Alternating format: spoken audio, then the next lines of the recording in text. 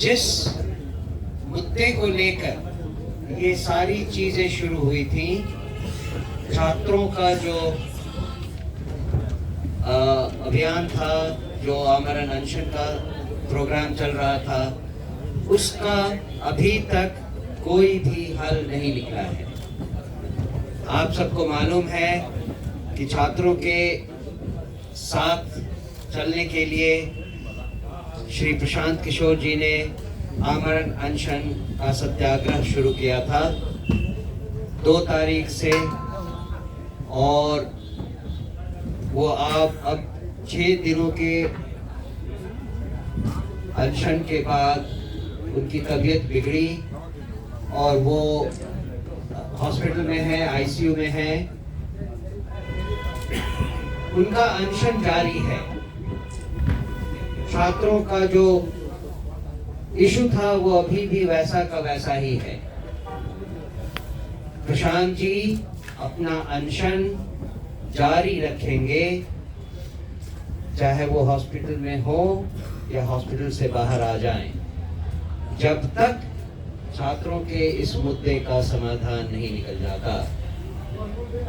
और कल हमने इस आशय का एक ज्ञापन माननीय चीफ सेक्रेटरी साहब को भी दिया था, जिसमें यही बात कही गई थी कि एक बहुत साधारण सी मांग है कि अभ्यर्थियों का एक शिष्टमंडल, 5 सदस्यीय शिष्टमंडल की मुलाकात मुख्यमंत्री जी से करवाई जाए, तो बाकी समाधान उससे आगे निकलेगा।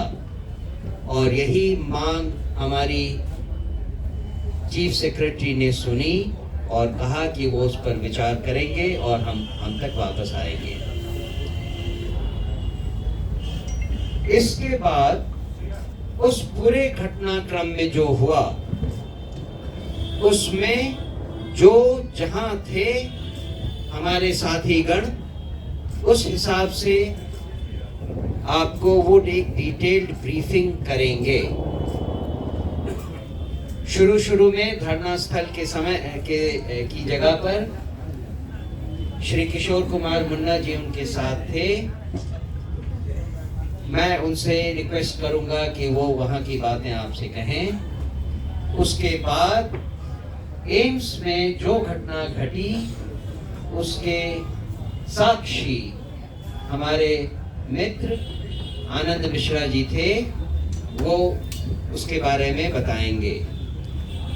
उसके बाद जो कुछ कोर्ट में हुआ उसके लिए बातचीत करने के लिए हमारे पास एक जाने माने एडवोकेट कुमार अमित हैं, वो आपको उसके बारे में बताएंगे। और फिर आपके जो भी प्रश्न होंगे उनके हम यथासंभव यथाशक्ति आपको उसका उत्तर देंगे। ठीक है, तो शुरू करते हैं पहले किशोर कुमार मुन्ना जी के साथ। सबको नमस्कार, धन्यवाद। 2 तारीख से प्रशांत किशोर जी गांधी मैदान में गांधी मूर्ति के समक्ष सत्याग्रह कर रहे थे। जिस दिन घटना घटी उस दिन 4:05 पर सुबह में बड़े पैमाने पर पुलिस का ऑफिसर और पुलिस आती है। सोए हुए लोगों को, प्रशांत किशोर जी सोए हुए थे और उनके साथ सभी सत्याग्रही साथी, सब लोग आराम में थे। पुलिस ने बहुत बर्बरतापूर्ण और जबरन तरीके से प्रशांत किशोर जी को वहां से उठाती है, बलपूर्वक बल का प्रयोग कर, और जाके सीधे एम्स ले जाती है। पुलिस ने ले जाने के पहले कोई होमवर्क नहीं किया था। जब वो एम्स जाते हैं तो एम्बुलेंस में एक डॉक्टर होता है।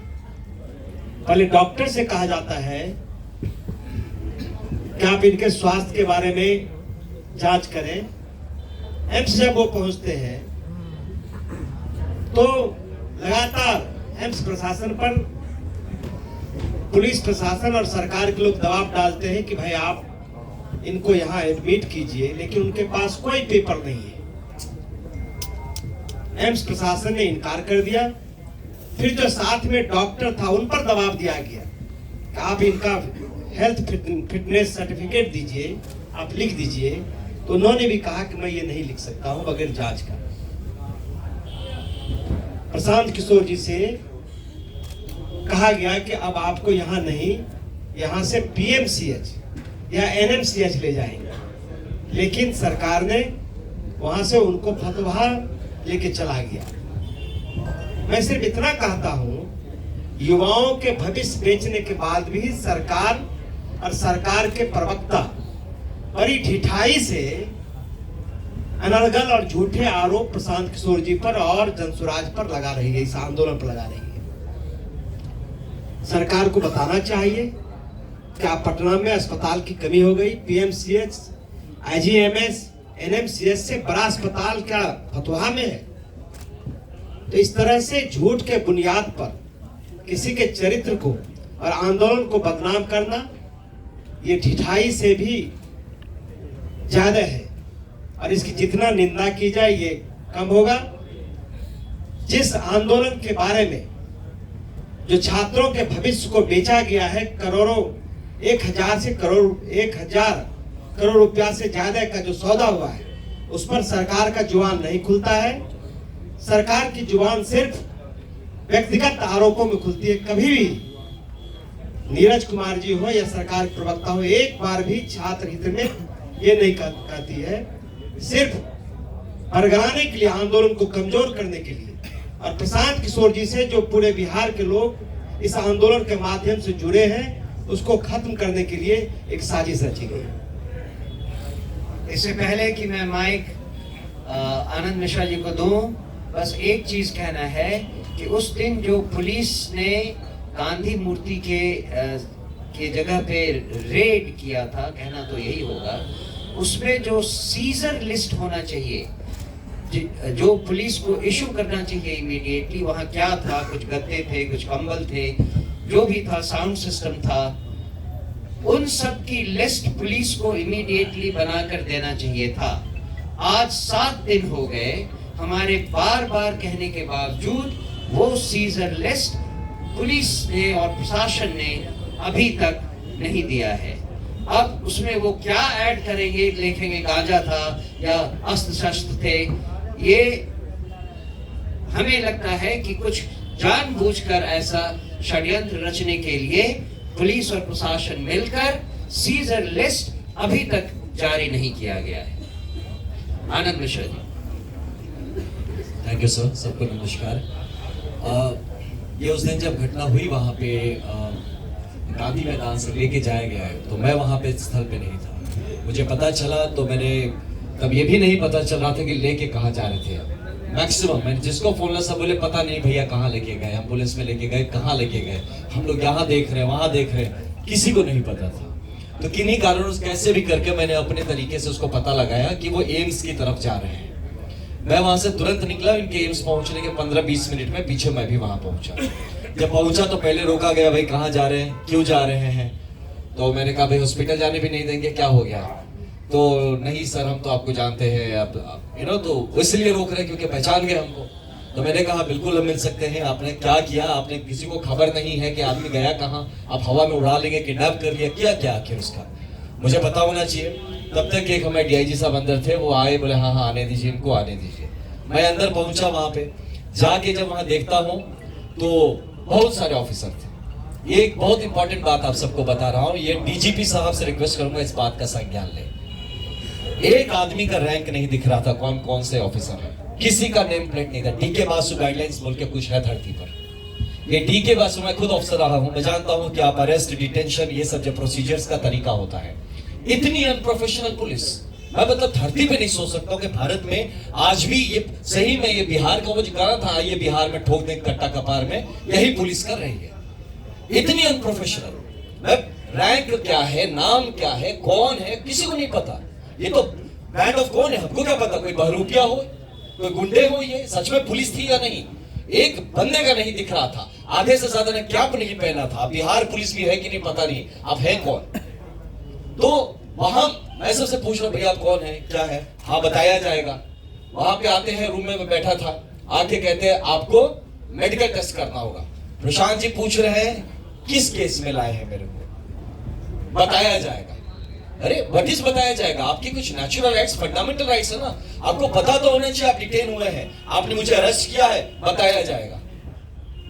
तो बोले जब आपको ही नहीं पता आपने मेरे साथ किया क्या, आप कैसे भैया, पता नहीं आप मुझे इंजेक्शन के नाम पे जहर दे देंगे तो कौन जानता है। इतनी दुश्मनी जब दिखा रहे, आप जहर भोग देंगे मेरे अंदर और फिर कहेंगे किसी कारण से मर गया ये आदमी, तो ये रिस्क होता है ना।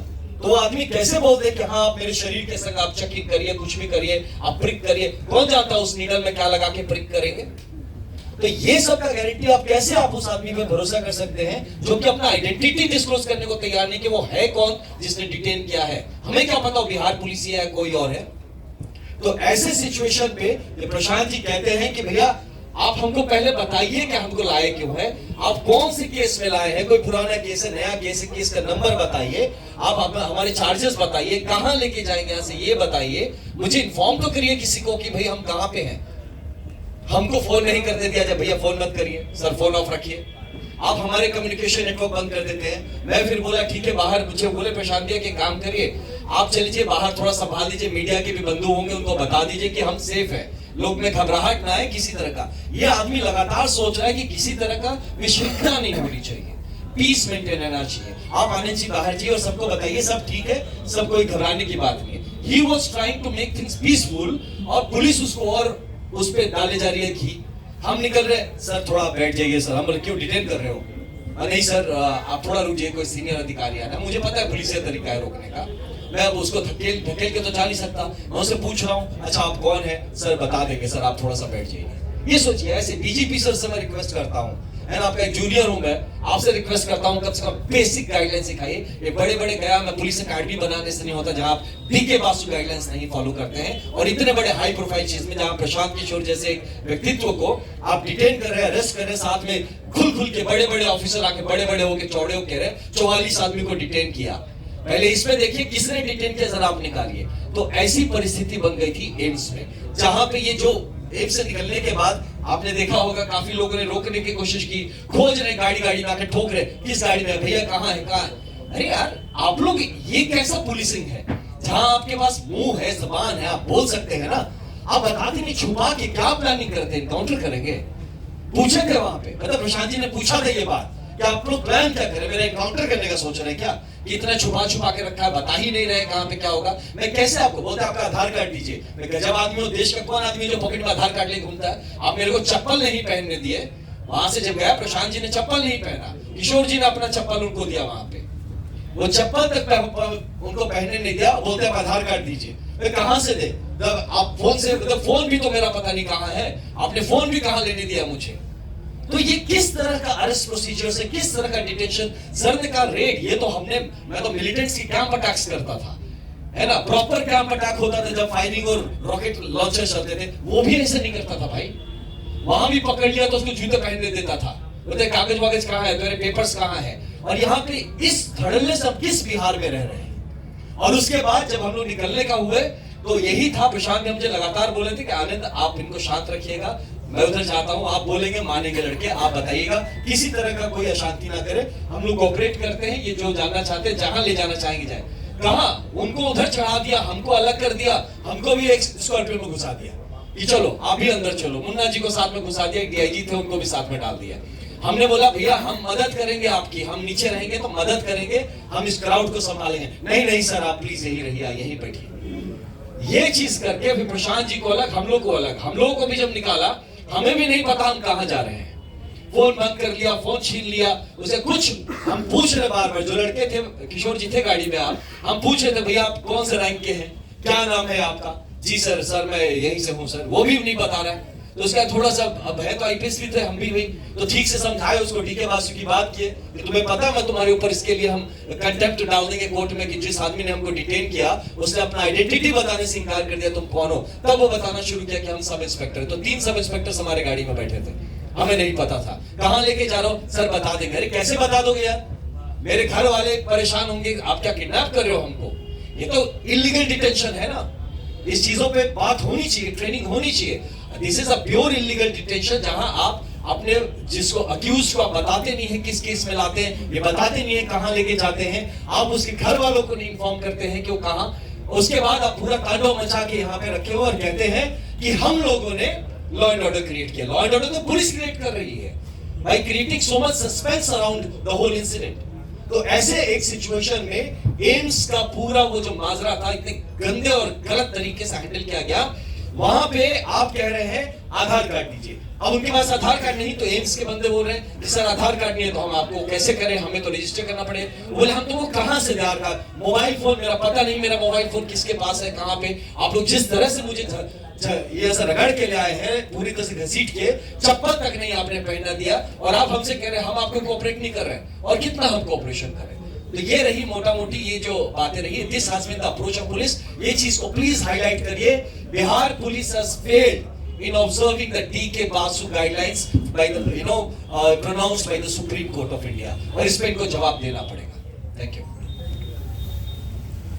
तो जैसा कि आप सब जानते हैं कि लगभग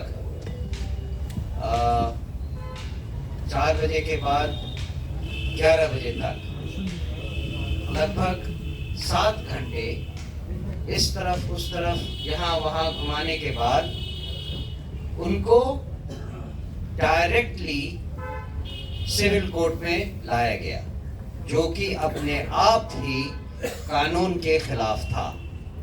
पहले उन्हें जो ऑफेंस, जिस भी ऑफेंस में उनको ये लोग बुक करना चाहते थे, वो सब अवेलेबल था जो थाने से हो सकता था, और इसके बारे में बाद में कोर्ट में जो जज थी उन्होंने भी तीखा प्रहार करते हुए प्रशासन को भला बुरा कहा था। एनी हाउ, उसके बाद जो कुछ हुआ उसको बताने के लिए मैं एडवोकेट कुमार अमित को रिक्वेस्ट करता हूं। Thank you sir. आप सभी लोगों को नमस्कार। कल एक मीडिया हाउसेस का कुछ एक इंटरव्यू पॉलिटिकल पार्टी के प्रवक्ता के द्वारा जो किया गया उसको मैंने देखा, और उसमें कुछ बातें कही गई है। उसमें पहला आरोप जो लगाया गया है प्रशांत किशोर जी पे, वो ये है कि वो झूठ बोल रहे हैं कि उन्हें सशर्त बेल देने की बात कही गई, उन्हें उसे मानने से इनकार किया, और तत्पश्चात जो है उनको बेल मिला बिना शर्त का। तो कल कुछ सवाल किए गए थे, तो इस पे जो है मैंने एक ऑनरेबल कोर्ट से ये आपके सामने मैं आपको दिखाना चाहता हूँ। सर्टिफाइड ऑर्डर है कोर्ट का, जो है ये सर्टिफाइड ऑर्डर है, ये देखिए मोहर वगैरह लगा हुआ है। तो कल जो स्टेटमेंट दिया गया प्रवक्ता महोदय की तरफ से, वो कुछ कागज घुमा रहे थे ऐसे कि ये ऑर्डर है, और उसमें से पढ़ रहे थे। तो पता नहीं आप लोगों को, मुझे तो नहीं दिखा वो ऑर्डर, आप लोगों को दिखाया गया या नहीं दिखाया गया। मैं आपके सामने, मैं चाहूँगा कि आप लोग इस पे फोकस करें और देख ले। ये सर्टिफाइड कॉपी है, ऑनरेबल कोर्ट का साइंड कॉपी कल सामने मेरे पास उपलब्ध हो पाया है। इसमें मैं एक बात कहना चाहूँगा कि फर्स्ट हाफ में जब प्रशांत जी को वहाँ लेके जाया गया, तो ऑनरेबल जो हमारे लर्नेड सीनियर हैं वाईवी गिरी जी और उनके जूनियर्स वहाँ पे कोर्ट रूम में थे अवेलेबल, और उस समय चूंकि बहुत हल्ला हंगामा भी हो रहा था, बहुत ही माहौल वहाँ का अजीबोगरीब था। लेकिन क्या आप लोग इस बात से इनकार करते हैं कि मीडिया हाउसेस भी इस बात को चलाए हैं कि सशर्त बेल देने की बात कही गई, जिस सशर्त बेल को वो शर्त को मानने से इनकार किए, इसलिए उन्हें जेल जाना पड़ेगा। ये बात निकल के मेरे संज्ञान में भी मीडिया हाउसेज के द्वारा यूट्यूब एंड डिफरेंट चैनल्स पे ये चीज आ रही थी कि प्रशांत किशोर ने सशर्त बेल लेने से किया इनकार, अब वो जाएंगे जेल। ठीक है, यहाँ तक आप सब लोग समझ रहे हैं। इसके बाद इवेंट टर्न अप होता है। जब ये बात हो गई तो उस समय तक एक चीज मैं उस पर बहुत ही जोर देना चाहूंगा कि कहीं भी हम लोगों ने ये नहीं कहा है कि वो एक ऑर्डर इशू हो चुका था कोर्ट के द्वारा एक साइंड ऑर्डर इशू हो चुका था जिसमें उन्हें सशर्त बेल देने की बात कही गई, उन्होंने इनकार किया, इसलिए वो अब जेल जा रहे हैं। कोर्ट हियरिंग प्रोसेस में ही चल रहा था। सेकेंड हाफ में तकरीबन 2:30 बजे के आसपास, 3 बजे के आसपास जब मैं सिविल कोर्ट पहुंचा, इस जानकारी के बाद प्रशांत जी से मेरी कुछ बात हुई और मैं अंदर कोर्ट के अंदर गया और मेंशन किया कि क्या मैडम आपने ऑर्डर पारित कर दिया, ऑर्डर साइन हो गया है तो कॉपी दीजिए। और अगर ऑर्डर हो जाता उस समय तक, तब तो वो बेल के अंदर रहते उसी समय 2 बजे तक। ये बहुत कॉमन सेंस की बात है, नॉर्मल बात है, इसको समझने की जरूरत है। कोर्ट हियरिंग प्रोसेस में था, उन्होंने अलाउ किया, ऑनरेबल कोर्ट ने मुझे अलाउ किया कि हाँ आप अपनी बात रखिए, आपको क्या रखना है। तब मैंने उन्हें बताया कि जैसा कि आप देख रहे हैं कि इसमें जो भी चार्जेस लगे हुए हैं, सेक्शन 190, 191 क्लॉज 2, 191 क्लॉज 3 एंड 223, ये सब के सब अवेलेबल है। मैक्सिमम जो प्रोविजन है इसका पनिशमेंट का वो 191(3) में है। और सुन के आप लोगों को बड़ी हंसी आएगी, ये कहता है राइटिंग विद डेडली वेपन्स। तो आप सभी लोग कवर कर रहे हैं पिछले 6-7 दिन से गांधी त्रिमूर्ति के नीचे प्रशांत किशोर जी और बाकी जो भी स्टूडेंट्स या उनकी जो भी सपोर्टर्स जनसुराजी लोग वहाँ बैठे हुए हैं, उनमें से किसी के हाथ में आपने एक छोटा डंडा भी देखा है क्या, एक छड़ी भी देखी है क्या? मेरा ये प्रश्न आप लोगों के माध्यम से पूरे जनता को ये इसका बताना पड़ेगा, पुलिस को भी बताना पड़ेगा कि आप जो ये सेक्शन एप्लीकेबल किए हैं, और जैसा आनंद भाई ने कहा, इनसे मैं पूरी तरह से इनके साथ हूँ। इन्होंने बहुत अच्छी बात कही कि डीके बासु के गाइडलाइंस को भी ये लोग नहीं मान रहे हैं। तो अब कैसी पढ़ाई हो रही है, कैसी ट्रेनिंग चल रही है इनकी कि कौन सा सेक्शन लगाना है, कौन सा नहीं लगाना है। राइटिंग विद डेडली वेपन्स, क्या किसी भी स्टूडेंट के हाथ में एक छड़ी तक नजर आई है किसी को? बेचारे बच्चे सुबह 4 बजे कंबल ओढ़े उस कड़ाके की ठंड में खुले आसमान के नीचे पड़े हुए हैं। अगर कंबल और मफलर वेपन है तब तो कमाल है भैया। बिहार पुलिस की नजर में अगर आप कंबल ओढ़ते हैं और मफलर पहनते हैं तो ये डेडली वेपन्स है। और राइटिंग कहाँ पे दिखा? आराम से सुबह 4 बजे का एवरीडे पिछले 2 दिन से 2 रात तो मैं खुद था। जिस दिन उनको गिरफ्तार किया गया, अनफॉर्चुनेटली 3 बजे मैं वहां से निकला हूं। तो सब शांतिपूर्वक ढंग से बैठे हुए सत्याग्रह कर रहे हैं। और मैं इन तमाम राजनेताओं से आग्रह करता हूं कि कृपया सत्याग्रह मूवमेंट के बारे में एक बार पढ़ लें। गांधी जी की दुहाई बार बार आप लोग देते हैं, सत्याग्रह किस तरीके से होता है और प्रशांत जी का जो आमरण अनशन है वो कैसे उपद्रवी तरीके का था, ये आप बता दीजिए हमको। पहले तो निहत्थे बच्चों पे आप लाठी चलाइए, बेचारे री एग्जामिनेशन की मांग कर रहे हैं। गलती तो आप किए हैं, आपने एडमिट किया है आयोग ने इसको। The moment you cancel the examination of बाबू परीक्षा के of 12,000 or perhaps 18,000 students, meaning thereby you admitted your fault कि आप गलती किए हैं। ऐसे ही कर दिएगा 18,000 स्टूडेंट का आपने एग्जामिनेशन कैंसिल। अब आते हैं कोर्ट में, फिर वही प्रोसेस हियरिंग की चल रही थी। ऑनरेबल ने सुना मुझे शांतिपूर्वक ढंग से। मैंने उनसे रिक्वेस्ट किया कि देखिए ये सारे के सारे सेक्शंस अवेलेबल सेक्शंस हैं और इस शख्स को कोर्ट पुलिस थाने में कायदे से बेल मिलनी चाहिए, कॉन्स्टिट्यूशनल राइट है। तो वहां बेल नहीं मिला, तो जब इनका राइट का वायलेशन हुआ है तो मैडम आप सशर्त बेल क्यों दे रही हैं? जो पुलिस ने नहीं किया वो काम आप कर दीजिए, मेरी रिक्वेस्ट है। तो इसको उन्होंने सुना, काफी टाइम लिया, तत्पश्चात उनको जो है PR बॉन्ड पे ही सिंपली उनको मुक्त किया गया है। अब मैं आप लोगों को बता दूं कि PR बॉन्ड जो है वो बेसिकली पर्सनल रिकॉग्निजेंस बॉन्ड कहते हैं इसको। और पर्सनल रिकॉग्निजेंस बॉन्ड में भी शर्त रहता है भैया, कोर्ट चाहे तो शर्त लगा सकता है, लेकिन मैं आप लोगों को क्लियर कर देना चाहता हूं कि उसमें चूंकि वो पीआर बॉन्ड मैंने ही ड्राफ्ट किया था, वो पीआर बॉन्ड मैंने अपने हाथों से हैंड रिटेन ऐसे ही एक A4 के कागज पे अपने हाथ से लिखा है, वो यहाँ नहीं है, कोर्ट का रिकॉर्ड है, कोर्ट में होगा। उसमें 4 बातें मैंने लिखी है। अब आप बताइए कि क्या वो शर्त है या फिर वो तथ्य है। पहली बात उसमें जो लिखी गई कि I M accused in this case, मैं इस केस में अभियुक्त हूँ, मतलब 5/2025 गांधी मैदान पीएस केस। तो क्या ये बात शर्त है कि तथ्य है कि मैं इस केस में अभियुक्त हूँ? वो अभियुक्त थे, लिखा हुआ है। दूसरी बात जो लिखी गई उसमें ये लिखी गई कि I am being enlarge on bail by this honourable court, इस कोर्ट के द्वारा मुझे जमानत पर मुक्त किया जा रहा है। ये शर्त है या तथ्य है, ये आप डिसाइड कीजिए, ठीक है। तीसरी बात जो लिखी गई वो ये लिखी गई, I will cooperate the police in investigation and face the trial.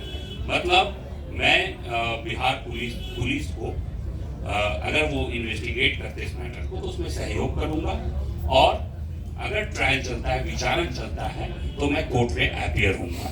तो ये भी क्या शर्त है? क्या कोई भी भारत का नागरिक या भारत के संविधान को मानने से जो इनकार करेगा वही बोलेगा कि हम पुलिस को इन्वेस्टिगेशन में मदद नहीं करेंगे, और अगर मेरे अगेंस्ट ट्रायल चलेगा तो मैं इसको फेस नहीं करूंगा। ये कोई हार्ड एंड क्रिमिनल इस तरह का बात कर सकता है, एक टेररिस्ट इस तरह का बात कर सकता है। चौथा बात मैंने लिखा, अगर मैं ट्रायल नहीं फेस करूंगा और मैं पुलिस को कोऑपरेट नहीं करूंगा तो मैं 25,000 रुपया सरकार को दूंगा। तो आप लोग खुद ही डिसाइड कीजिए कि इसमें से कौन आपको शर्त लगता है। उनको ट्रायल तो फेस करना पड़ेगा, प्रशांत किशोर हो चाहे कोई भी हो। अगर आपके विरुद्ध FIR लॉन्च हुआ है गलत, ऐसे ही माननीय न्यायालय डिसाइड करेगा, ट्रायल चलेगा, जजमेंट होगा, नहीं संतुष्ट होंगे अपील में जाएंगे, higher forums are there, high court are there, supreme court is there, तो वो तो न्यायालय ही डिसाइड करेगा।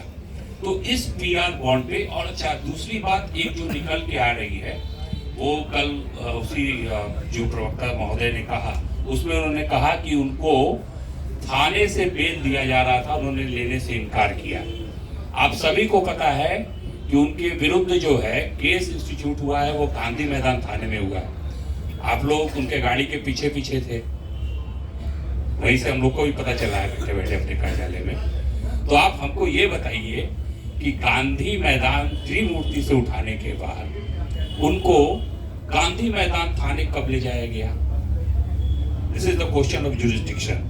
गांधी मैदान थाना अगर उठाएगा तो गांधी मैदान थाने में ही बेल मिलेगा उनको, PR बॉन्ड पे ही सही, गांधी मैदान थाने। मेरे हिसाब से उनको गांधी मैदान थाने नहीं ले जाया गया, एम्स ले जाया गया, फतुहा ले गए भैया।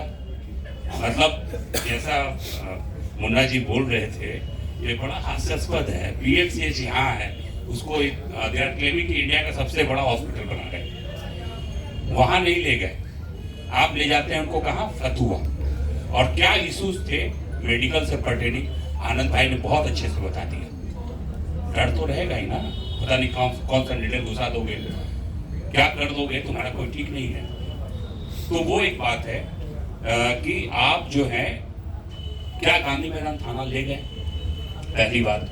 दूसरी बात, बेऊर जेल में जाते हुए वीडियो है, हमारे पास है वीडियो वहां का, वो आपको हम दिखा देंगे। जो DSP साहब का स्कॉर्पियो है, थाने की गाड़ियां हैं, जेल के अंदर ले गए ये लोग। यहाँ भी जब ये क्लियर हो गया, क्योंकि Prashant ji was not sure, बाहर पुलिस जब उनको ले गई, उनके हाथ में माइक थमा दी कि ये भीड़ हमसे कंट्रोल नहीं होगा, या तो ये उग्र बच्चे कुछ कर डालेंगे और फिर बदले की मतलब कार्रवाई में हमें गोली चलाना पड़ेगा। तो वो अपना जो है माइक उनको थमा दिया कि आप इनको कंट्रोल कीजिए। अब आप समझिए इस बात को। पहले आनंद जी को बोला गया एम्स में, तो इनको भी बिठा दिया गया अलग गाड़ी में, नहीं आप भी अंडर अरेस्ट है। तो वहां पे वो बजाते बच्चों को शांत किया है, ये सब चीज देखने की है। उसके लिए आपने FIR कर दिया कि वहां पे वो उपद्रव मचा रहे थे। आप लोगों ने देखा है वहां पे कौन क्या उपद्रव मचा रहा था। आप कहाँ लेके गए वहां से उनको? और किस ऑथोरिटी से without getting the remand order आप किस ऑथोरिटी से उनको जेल लेके गए? जब आप कोर्ट पे ले आए थे, अगर मान लीजिए उनको बेल ग्रांट हुआ था, हम उन्हीं की बात करते हैं, तो फिर आप वहां से कहां लेके गए? क्यों लेके गए? उनको तो वहां से फ्री हो जाना चाहिए था। हम लोग माला वाला पहना के ले आते उनको, कहां लेके गए? ये प्रश्न है। ये क्लियर है, वीडियो भी है, आप बोलेंगे तो हम दिखा देंगे वहां का कि बेऊर जेल के अंदर ले जाया गया। और आप लोग के माध्यम से मैं कहना चाहूंगा कि वो तमाम ऑफिसर्स और जितने भी कर्मी थे पुलिस के जो प्रशांत जी के साथ थे, उनका मोबाइल लोकेशन जो है स्पेसिफिक 4 बजे से 6 बजे तक का पुलिस के पास होगी। पुलिस निकाले इसको और आपके बीच रखे कि वो कहाँ गए थे। बेऊर जेल में गए हैं, बेऊर जेल से निकल के बेऊर थाने के गेट तक आए हैं, जहां मैंने खुद उनको रिसीव किया है और फेसबुक पे मैंने फोटो भी डाला है एट द मोमेंट। वहां से निकलते हुए कुछ मीडिया के भाई बंधु वहां थे। जब बेऊर से बाहर हम लोग निकल रहे थे इनोवा से, ललन से थे हमारे साथ, तो वो फ्लैश वगैरह कैमरा कहीं ना कहीं है वो, ठीक है। बेऊर थाने के अंदर भी ले जाया नहीं गया। चौथी इंपॉर्टेंट पार्ट, इस ऑर्डर में लिखा हुआ है कि आईओ ने अपने डायरी में लिखा है कि प्रशांत किशोर ने अपना मेडिकल एग्जामिनेशन कराने से इनकार किया, ये बात लिखी हुई है। दूसरी बात ये लिखी हुई है कि अरेस्टिंग मेमो को साइन करने से इनकार किया, लेकिन उनके अधिवक्ता के कहने पे उन्होंने अरेस्टिंग मेमो पे साइन किया। लेकिन जो सबसे इंपॉर्टेंट बात है वो ऑब्जर्वेशन लर्नेड कोर्ट का है और इन वर्बेटिम में पढ़ देना चाहूंगा, सुन लीजिए। This accused has been produced before court from police custody. This matter pertains to section 191(2), 191(3), 190 and 223 of BNS, which are available in nature. The next line is very important. It is a matter of great surprise that there is no version of police. ये बहुत आश्चर्य की बात है कि police का कोई version नहीं आया है। What? With regard to the circumstances, उन परिस्थितियों को लेकर, under which, जिसके तहत the accused petitioner, मतलब कि Prashant Kishor, was not released on bail by the police. इन परिस्थितियों के तहत पुलिस का ऐसा कोई स्टेटमेंट नहीं आया है कि उनको बेल थाने से नहीं दिया गया, जबकि सारे के सारे सेक्शंस अवेलेबल थे। तो किस बेसिस पर प्रवक्ता महोदय कहते हैं कि उन्होंने थाने से बेल लेने से इनकार किया? और इस बात की एंट्री, अगर ऐसी बात रही होती तो इस ऑर्डर में रहता। आप लोग चाहें तो ये इसका ये ओरिजिनल का सर्टिफाइड कॉपी है हमारे पास, आप इसको देख सकते हैं, जो डिक्टेटेड करके साइन किया हुआ एसडीजीएम पटना का। ये सोचने वाली बात है कि जब वो कह रही है कि आई एम सरप्राइज्ड, जब बेलेबल सेक्शन है तो पुलिस का ये वर्जन नहीं आ रहा है कि किस परिस्थिति में आप इनको बेल नहीं दिए थाने से। तो ये सारी चीजें हैं, आपके सामने हैं, स्पष्ट है। ऑर्डर जब साइन हो गया है उसमें सारी बातें आ गई हैं, ठीक है। उनको जो है बेऊर जेल ले जाया गया, Beur jail without authorised paper ले जाया गया, वहां से थाने लाया गया। डिटेक्टिव को इतना परेशान, आप तो उसको ऐसे ट्रीट कर रहे थे कि जैसे वो आदमी टेररिस्ट है, पता नहीं क्या। एनआईए का एक्यूज जैसे पकड़ा जाता है ना, प्रसाद जी बढ़िया, ये आनंद जी बढ़िया बताएंगे, उसको इसी तरह से किया जाता है कि कहीं गुप्त लोकेशन पे रखो, गुप्त लोकेशन पे नहीं होता है। नहीं यार, इस लेवल पे अब मॉडर्न डे पुलिसिंग ऐसे नहीं होगा। सुन लिया। आसाम जैसे राज्य में ऐसी पुलिस ऐसे नहीं करती है। वहां पे इस कदर, मतलब मैं अटरली सरप्राइज हूँ कि बिहार जैसा राज्य जो इतना पुराना है, इस कदर यहाँ का जो पुलिसिंग व्यवस्था खत्म हो चुकी है। मैं बता रहा हूँ, जो बेसिक एकदम, जब पहला दिन आप जाते हैं ना, तब आपको डीके बासु गाइडलाइन पढ़ा दिया जाता है कि भैया ये तुम्हारी बेसिक जिम्मेदारी है, इसके ऊपर ही अब कानून पढ़ो। कानून बाद में पहले ये जानो कैसे खुद को पेश करना है। और याद रखिए कि ये अगर प्रशांत किशोर जी के साथ हो सकता है तो बिहार का कोई बच्चा, कोई महिला, कोई वृद्ध सिक्योर नहीं है। ये पुलिस की दादागिरी है सीधा सीधी कि अपने आप को ठग के, अरे इतना दम है तो कम से कम नाम तो दिखाओ, हो कौन, रैंक्स तो बताओ आप हो कौन, बता दिया जाएगा। ये इनका वक्तव्य रहता है। This is a pure example of very unprofessional police. जैसा कि हमारे अध्यक्ष जी ने बताया, ये बात तथ्य है कि जैसे ही अरेस्टिंग होती है ना, तो सारे डॉक्यूमेंट्स की एक कॉपी अवेलेबल कराई जाती है एक्यूज को, so that he can proceed further कि वो उनको अपने डिफेंस के लिए क्या करना है। जैसे कि सीजर किया गया, सीजर मेमो हमें उपलब्ध नहीं कराया गया है। अरेस्टिंग मेमो की कॉपी हम कल सर्टिफाइड कॉपी से ही हमको कुछ मिल पाया है, हमको पुलिस के द्वारा कुछ उपलब्ध नहीं कराया गया। तो ये पूरा है, आपके सामने है, इसमें कोई कहानी नहीं है, ठीक है ना। आप ये समझिए कि मतलब केवल झूठ का पुलिंदा फैलाया जा रहा है, आप लोग इसको खुद जज कर सकते हैं। Thank you very much. मैं चाहूँगा कि आप उस झूठ के पुलिंदे को एक बार फिर से खुद ही जज कर लें, देख लें और खुद ही जज कर लें। इससे पहले कि मैं आप सबको अपने डाउट्स क्लियर करने के लिए कुछ प्रश्न पूछने दूं, मैं चाहूँगा कि रामबली जी जो हमारे बहुत सीनियर पॉलिटिशियन हैं, वो आपसे दो शब्द इस पूरे मामले के बारे में कहें। नमस्ते। सारी बातें स्पष्ट हो गई।